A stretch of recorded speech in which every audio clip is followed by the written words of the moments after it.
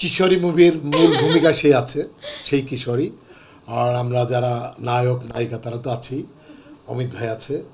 তো মানে সবাই খুব ভালো ভালো আর্টিস্ট রয়েছে, এর মধ্যে দেশের নাম করা সমস্ত কলাকুশলী রয়েছে। এই মুভিটা আসবে আগামী ঈদে।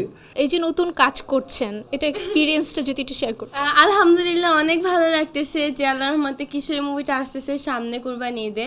সো আল্লাহর রহমতে ইচ্ছা আছে যেন সবাই একসাথে দেখি আমরা, অ্যান্ড আশা করছি সবার অনেক ভালো লাগবে। আরেকটা মেসেজ আমি দিতে ভুলিয়ে গেছি, কিশোরী মুভিতে 2টি মুভির গান করেছে সে, দুটি গান করছেন। তামান্না হোক। এই যে নতুন নতুন গান আসছে, মানে এক্সপিরিয়েন্স বা অনুভূতিটা যদি একটু share করতেন। অনুভূতি মানে বিশেষ করে সব গান তো আর একরকম হয় না, আর বিশেষ কিছু কাজের অনুভূতি একটু বিশেষ রকমই থাকে। যেমন একটা শিল্পীর সবচেয়ে বড় পাওয়া হলো প্লেব্যাক করা, যার কৃতিত্ব পুরো হলো সুপারহিরো এবং প্রিয় মাহবুব শাহিন মিতু ভাবি। তো এটার মানে কি বলে, এই অনুভূতিটা আমার জন্য অনেক বড় একটি পাওয়া, অনেক বড় একটি অ্যাচিভমেন্ট।